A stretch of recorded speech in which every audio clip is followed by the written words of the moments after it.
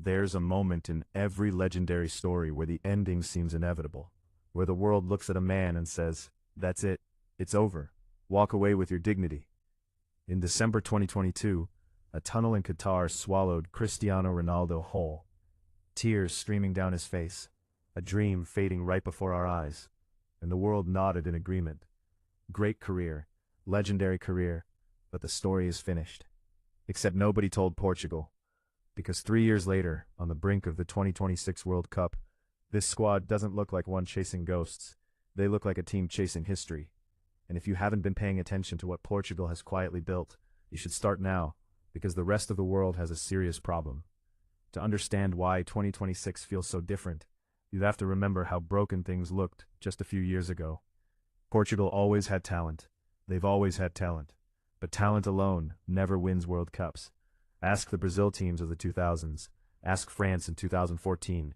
Ask England almost every year since 1966. Portugal's golden generation had Ronaldo leading the line, flair on the wings, and chaos everywhere else. They were brilliant in flashes, but fragile when it counted most. The 2022 World Cup was meant to fix all of that.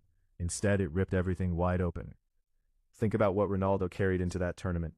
In April of that year, he lost a newborn son, a grief so deep and private that most of us can only imagine its weight. Yet he still flew to Qatar, still laced up his boots, still stood in that tunnel every night, ready to play. Because that's what Ronaldo does. He doesn't stop. But the football world was turning against him. At Manchester United, a second chapter that was supposed to be a fairy tale had collapsed into something painful. Dropped from the starting lineup, conflict with the manager. They're trying to force you out. Yes, not only the coach, but the other 2 or 3 guys there around the club. At the senior executive level. Yes, that I felt betrayed. You think they're trying to get rid of you? Honestly, I shouldn't say that, I don't know, but listen, I don't care, people should listen the truth. Yes, I feel betrayed, and I felt that some people that don't want me here, not only this year, but last year too. He arrived at that World Cup carrying everything. The grief, the controversy, the pressure, the expectations. And then Fernando Santos benched him in the knockout stages. Whatever you think of that decision tactically, the image was haunting. A man who had given his entire life to Portuguese football, sitting on the bench watching others play. And then Morocco ended it. The cameras caught him in that tunnel and refused to look away. That footage spread around the globe. Every pundit, every former player, every fan had the same conversation. Is this the end? For a brief moment, even the most passionate Ronaldo supporters felt a flicker of doubt. Just a flicker, but it was enough. Here's what most people missed while writing Ronaldo's obituary. He went to Saudi Arabia, kept scoring, kept training with an obsession that would exhaust men half his age, kept leading Portugal in qualifiers, friendlies, and Nations League nights, like he still had something to prove. Because he did. But Ronaldo rebuilding his hunger was only part of the story. The real transformation was happening around him. Roberto Martínez arrived as Portugal manager and saw this squad with fresh eyes. He didn't see an aging star holding young players back. He saw the building blocks of something special. He saw Bruno Fernandes at the absolute peak of his powers, not the explosive, sometimes reckless Bruno of old, but a hardened, commanding, truly elite midfielder. The kind who dictates games from deep, spots passes others don't see, presses with intensity, and leads with passion. He saw Rafael Leão finally becoming a complete player, not just pace and highlights, but a real weapon. Long strides that devour space at terrifying speed, confidence in tight areas, and a goal threat that defenders can't prepare for. He saw Vitinha and João Neves developing at Paris Saint-Germain into something extraordinary.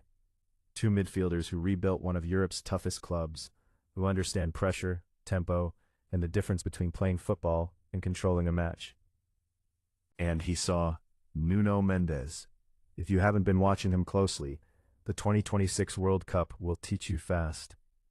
There are left backs who can defend, there are left backs who can attack. Nuno Mendes does both at a level that makes most full-backs in world football look like they're still learning the position. He's gone toe-to-toe with Salah, Saka, and others without flinching. Now imagine him overlapping with Rafael Leão on that left flank. Good luck stopping that for 90 minutes. Behind all this attacking energy, Martínez built something Portugal had long lacked: defensive solidity with real quality. Ruben Dias, one of the best center-backs of his generation, a leader, and a wall when needed. Inacio alongside him, technical, composed, built for the biggest stages. João Cancelo and Diogo Dalot adding width, experience, and tactical smarts. This defense no longer feels like a weakness. It feels like a foundation. Then came the moment it all came together, the Nations League final against Spain. Two nations, two styles, one defining night. Portugal won, not despite the pressure, but because of how they handled it. They made history as the first nation to win the UEFA Nations League twice. You don't beat Spain with chaos. You beat them by controlling the rhythm, pressing with structure, staying disciplined when needed, and exploding when the moment calls for it. Portugal did all three. It was the first clear signal to the world. This isn't a team riding on Ronaldo's reputation anymore. This is a team with real identity, and at a World Cup, identity is everything. Here's where the real debate lives. You can build the most complete Portugal squad in decades. Bruno at his peak, Leo in full flight, the PSG midfield engine running perfectly, Nuno Mendes terrorizing right wingers. But the conversation always returns to one man, Cristiano Ronaldo, now 41 years old. Does he still deserve to start? The doubters have a point. At the elite level, the game has evolved. Pressing intensity, positional demands, recovery speed, these don't favor a player in his 40s. The explosive, relentless Ronaldo who terrorized defenses at United and Real Madrid, that version is gone. But the other side also has a point. What remains is still dangerous in the ways that matter most. Ronaldo in 2026 is a penalty box predator. He doesn't need 15 touches or to sprint past defenders. He needs one perfect moment. One cross at the right height, one set piece, one penalty. In knockout football, one moment changes everything. Martinez faces the toughest balancing act of any coach at this tournament. How to honor what Ronaldo represents, while protecting what this squad can achieve. Get it right, and Portugal become truly dangerous. Get it wrong, and the tournament turns into a story about one man's ego instead of a collective mission.